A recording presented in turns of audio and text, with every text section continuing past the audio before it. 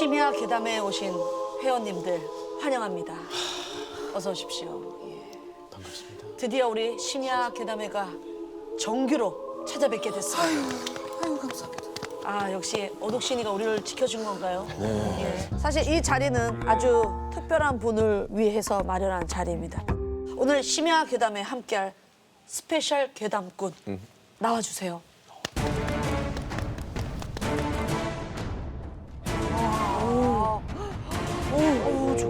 이분 엄청 바쁘신 분인데. 아유, 반갑습니다. 안녕하세요. 배우 하덕원입니다. 네. 어제보다 저기 첫회 게스트를 잘 불렀네요. 이 음성이 일단은 쭉 깔아주는 게 나레이션에 아주 적합합니다. 믿는 편이에요?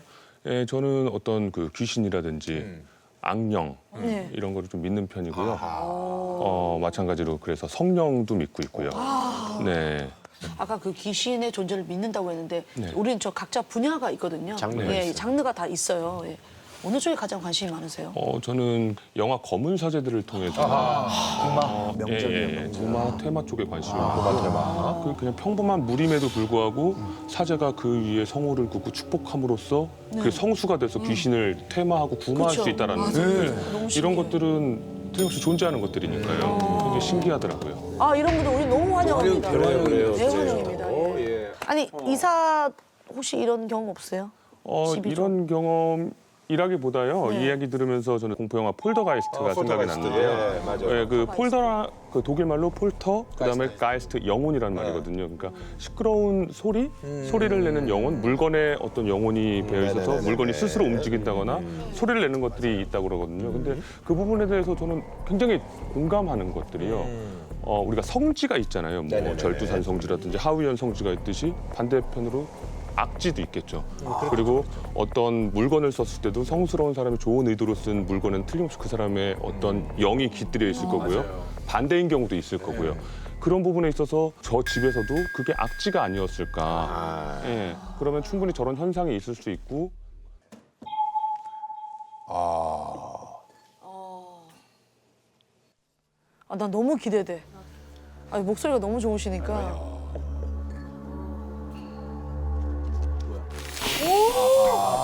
저 종목은 제목부터 너무 세다. 문신사바입니다. 때는 1997년이었고요. 태수 씨가 고등학생이었던 시절, 그때 당시 아까 봤던 이야기 속으로 같은 공포물, 괴담 같은 게 굉장히 유행할 때였죠. 고등학생 시절 태수 씨한테는 용환이, 재성이, 재식이라는 절친한 친구 셋이 있었습니다. 이 친구들도 공포물에 푹 빠져 있었는데요. 그 당시에는 분신사바라고 하는 놀이가 학생들 사이에서 굉장히 유행이었는데요. 너무 유행이었지. 그 네 명이 또 이 분신사바 놀이에 푹 빠져 있었습니다. 네. 그래서 어느 날 태수 씨 집에서 TV를 보고 있는데 그 내용이 뭐였냐면요. 그 흉가 안에서는 그 집에 살고 있던 부부의 자매가 갑자기 죽어나가고 그리고 그 다음에 이사 온 집에 아이들도 7남매가 있었는데 1명, 2명, 3명 죽고 3명? 갑자기 한꺼번에 나머지 4명도 죽어나간 집으로 소개가 됐죠. 그래서 이 집은 아이가 죽어나가는 집이라고 방송에 소개가 된 거죠. 이걸 본 아이들이 우리 저기서 분신사바를 해보면 재밌지 않을까 안 돼, 안 돼. 진짜 위험해. 하지 마. 라는 생각으로 철부지들이네. 준비를 하기 시작한 거죠. 근데 그냥 분신사바를 하면 재미가 없으니까요. 분신사바를 할 때 혼령이 왔다 나간 거를 우리 느낌만으로 알기에는 좀 부족함이 있으니까 우리가 과학적으로 증명을 해보자. 해서 이 친구들이 도서관에 가서 그 방법들을 찾기 시작하죠. 몇 날 며칠을 도서관에서 찾아서 태수 씨와 친구들은 그 집을 찾아가게 되죠. 그들이 용감하다. 주머니에서 준비한 하나씩을 꺼내게 됩니다. 한 명은 나침반, 한 명은 영이 지나간 자리를 보고자 했던 찹쌀, 기온을 측정할 수은 온도계, 전기의 흐름을 알 수 있는 전압 검전기를 갖고 온 거죠. 준비물이 벌써부터 범상치 않죠. 네네네. 흉가로 올라가는 길이 꽤 으슥했다고 합니다. 정말 아무것도 안 보이던 깜깜한 길을 조금 가다 보니 놀랍게도 흉물스럽게 남아있던 방송에서 봤던 그 흉가가 그곳에 있었던 거죠. 그 집은 누가 봐도 10년은 넘게 방치된 흉가처럼 보였죠. 네 명의 친구들이 넋이 나간 채로 그 흉가를 바라보고 있다가 한 친구가 얘기하기 시작하죠. 친구 제식이는 귀신이 잘 나오는 시간은 밤 11시부터 1시까지라면서 수맥을 탐지하기 위해 엘로드를 가방에서 꺼냈습니다.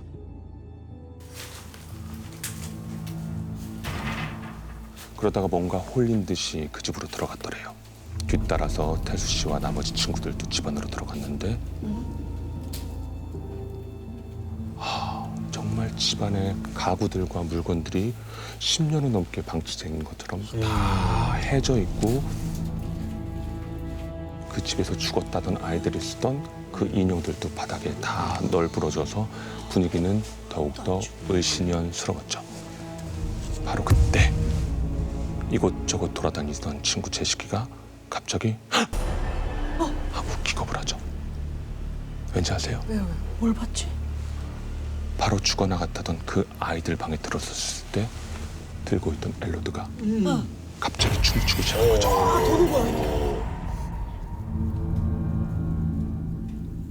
무섭게 왔다리 갔다리 격렬하게 춤을 추던 엘로드가 잠잠해졌다가 다시 갑자기 아이고. 흔들리는 거였죠. 예. 그 방을 태수 씨와 친구들은 분신사바의 장소로 정했습니다. 아우 얘네 왜 이래 진짜. 하얀 보자기 위에 준비했던 찹쌀가루를 평평하게 뿌리고 강 모서리에 하나, 둘, 셋, 넷. 귀신이 왔을 때 흔들림을 볼 수 있는 촛불을 세팅을 하고요. 주변에 나침반과 전압 검진기, 그다음에 수은 온도계까지 세팅을 합니다. 그렇게 밤 12시. 일행 중에 태수 씨와 재성 씨가 손을 모아서 빨간 펜을 손에 들고 분신사바를 시작합니다. 분신사바, 분신사바, 오이떼, 구다사이. 분신사마, 분신사바, 저 말 자체가 무서워. 오이떼, 구다사이. 오셨으면 크게 원을 그려주세요. 하고 말이죠.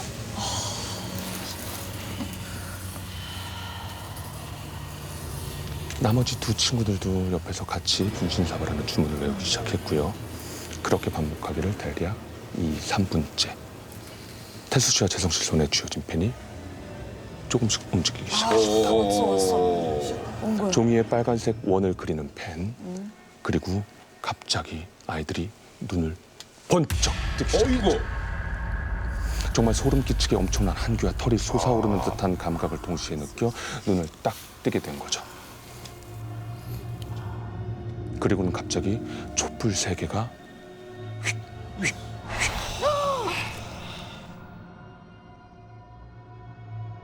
그 모습이 나도 또 촛불이 꺼졌다고? 세 갠데.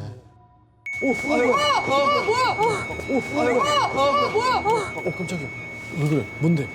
그리고 들린 이 전압 검진기.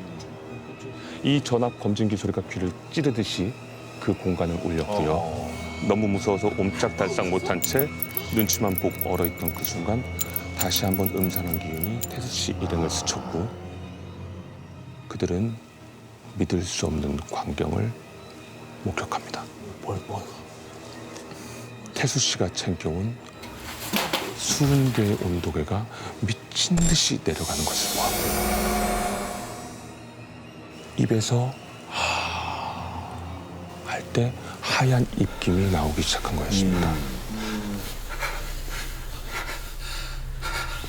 그날은 저녁 기온이 25도를 웃도는 한여름 밤이었는데도 말이죠. 말이 안 된다. 설명이 안 된다. 그걸 보고 일행 모두는 모든 걸 다 내팽개치고 혼비백산돼서 그 집을 도망쳤고요.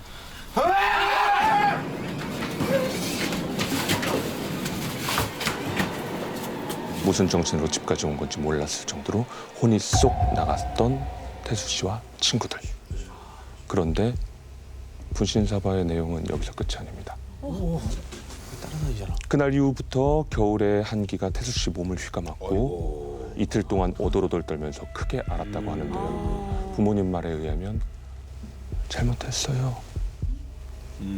제가 잘못했습니다. 잘못했어요. 하는 헛소리를 하면서 3일 동안 앓았다고 하고요. 3일 후에는 또 씻은 듯이 그 오한이 물러갔다고 합니다. 와, 따라온 거야. 그리고 친구들에게 연락을 해서 친구들을 집으로 불렀죠. 친구들을 다시 만나서 이 이야기를 하고 나니까 친구들 중에 2명이 태수 씨와 같은 증상을 겪었고요. 똑같이. 유일하게 한 명, 재식이라는 친구, 전압 검진기를 가졌던 그 친구만이 이 증상을 겪지 않았다고 합니다. 그래서 물어보죠. 와, 재식이 왜 너만 괜찮아? 그렇지. 신기하다는 듯이 친구들이 다 물어봤죠. 재식이는 영문을 모르겠다는 듯 하다가 갑자기 뭔가 깨달은 듯이 지갑에서 무언가를 꺼냈습니다. 그가 꺼낸 건 빨간 비단 주머니에 쌓여있던 부적이었죠. 아, 지만 살겠다고 부적을 챙겨와. 나한테 십자가라도 하나 주지. 그런데 그 부적을 꺼내던 재식이 얼굴이 갑자기 하얘지는 거예요. 이 부적을 엄마가 일주일 전에 줬을 때는 틀림없이 노란 종이에 새빨간 경면 주사로 쓰여있던 글씨가 있던 새 부적이었는데 꺼낸 부적은 마치 몇십 년은 묵은 듯한 낡은 종이로 변해 있었고 노란 종이와 빨간 글씨도 색깔이 다 바래져서 눈에 보이지 않을 정도로 변해 있었다라는 거죠. 우와. 부적 기가 빨렸나 보다. 귀신한테. 부적이 뭔가를 해냈네 그래도. 야. 근데 우리 저 도건 씨는 아까 저 목소리만 들으니까 진짜 공포 영화 오디오북을 듣는 듯한. 진짜 다르다. 그런 느낌. 이번에 진짜 뭐 흉같이 하면 그러다 보면 사실 좀 위험할 수도 있을 것 같긴 한데. 예, 제가 얼마 전에 기사에서 본 건데요. 아까 말씀하신 것처럼 우리나라의 분신사바가 있으면 서양에는 위저보드라는 게임이 있는데 페루에서 그 게임을 아이들끼리 하다가 단체로 발작을 일으켜서 응급실로 실려가는 사건이 있었습니다. 아이 지금 정신이 없는데? 80명이요? 이게 왜? 와. 진짜 난리가 났네. 아이고, 참. 애들이 많이 몰입이 됐나 보네. 저게 그 아이고. 위자보드. 왜 해가지고. 오. 야 단체로 이러니까 너무 무섭다. 이거 어떻게 이런 일이 있을 수가 있죠? 아까 말씀하셨던 것 중에 그런 말씀이 있었어요. 분신사바 수없이 많은 아이들이 했는데 한 아이들 중에서 성공한 아이들만 부각됐기 때문에 이게 이렇게 얘기가 나온다라고 말씀하셨던 것처럼 과학적으로 수없이 많은 것들을 다 증명해내지 못하는데 증명해낸 것들만 가지고 우리는 과학적으로 이런 거를 증명해냈다라고 말씀하시는 경우도 있는 거죠. 그러니까 모든 걸 과학으로만 다 할 수는 없죠. 아주 잘 오셨어요. 무슨 백분 토론 같아. 진짜. 아, 정말. 자 그렇다면 이번 처음으로 사연을 읽어주신 우리 하동원 씨의 분신사바 과연 얼마만큼의 촛불이 나올지 기대된다. 기대가 됩니다. 촛불을 켜주세요.